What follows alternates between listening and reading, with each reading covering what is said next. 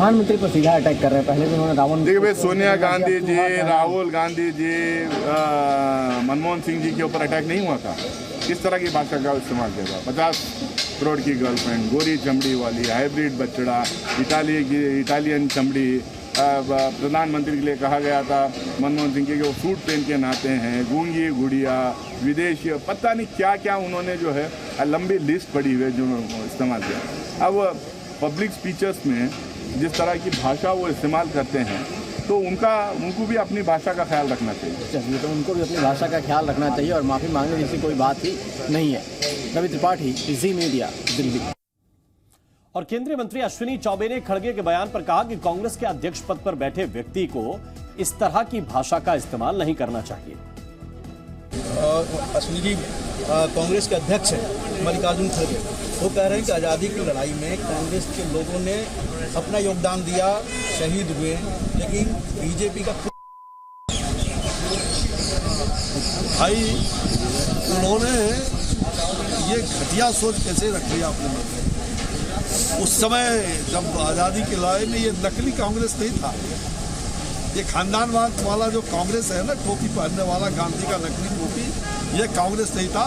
उसमें देश, संपूर्ण देश एक दल के रूप में नहीं था, दिल से एक संस्था के रूप में जिसका नाम कांग्रेस था।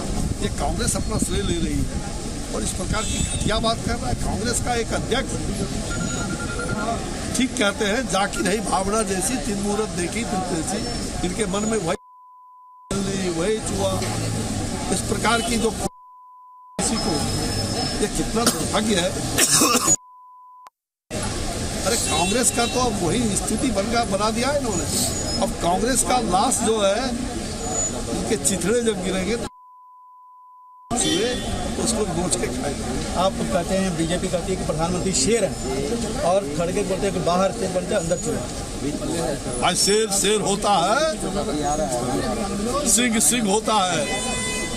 खड़गे जी, ये चूहा तो आप वो अपने को चूहा की बात कर रहे हो। उस समय अरे चीन को कौन नहीं जानता है? चाचा नेहरू ने चीन को चांदी के थाली में भेंट कर दिया, जवाहरलाल जी है? और बात करते हो प्रधानमंत्री नरेंद्र मोदी का। अरे नरेंद्र मोदी वो शख्स है, वो सिंह की तरह, शेर की तरह जब गरजता है तो चीन का प्रधानमंत्री पीछे भाग जाता है, चीन को पीछे भागता है। ये है भारत। तो जुबान से वार और खिंच गई तलवार। जी हां, चाहे सदन के बाहर हो या सदन के भीतर हो, लगातार इस मामले को लेकर बयानबाजी हुई और किस तरह से बयानबाजी हुई, किसने क्या कहा, ये हम आपको एक एक करके दिखाते हैं। बीजेपी के जो नेता हैं वो कहीं ना कहीं सीधे तौर पर निशाना साधते हुए नजर आए और संसद में बीजेपी ने माफी की मांग की कि मल्लिकार्जुन खड़गे को अपनी बात पर माफी मांगनी चाहिए, उन्होंने अभद्र बयानबाजी की है।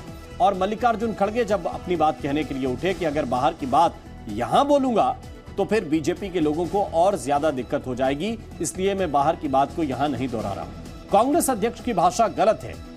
तमाम जो केंद्रीय मंत्री हैं और बीजेपी के नेता हैं, उन्होंने ये निशाना साधा। प्रहलाद जोशी ने कहा कि ये तो इटालियन कांग्रेस है, ये यहां की कांग्रेस नहीं है, ये इटालियन कांग्रेस की भाषा है। राजनीतिक स्तर इसी वजह से गिरता है, ये किरण रिजिजू ने निशाना साधा। तो तमाम जो केंद्रीय मंत्री हैं उन्होंने मल्लिकार्जुन खड़गे की भाषा पर आपत्ति जताई और कहा कि इस तरह की भाषा नहीं बोली जानी चाहिए। मल्लिकार्जुन खड़गे ने सदन में कहा कि जो बाहर कहा फिर कहूंगा तो इन्हें दिक्कत हो जाएगी। पीयूष गोयल ने पलटवार किया कि खड़गे को इतिहास की सही जानकारी है ही नहीं, उन्हें सही जानकारी होती तो वो ये बात न कहते। जम्मू कश्मीर के हाल के लिए कांग्रेस जिम्मेदार है, ये कहा। और मल्लिकार्जुन खड़गे ने कहा कि जो आजादी के लिए लड़े वो माफी क्यों मांगे, कांग्रेस पार्टी ने हमेशा देश को जोड़ने की बात की है।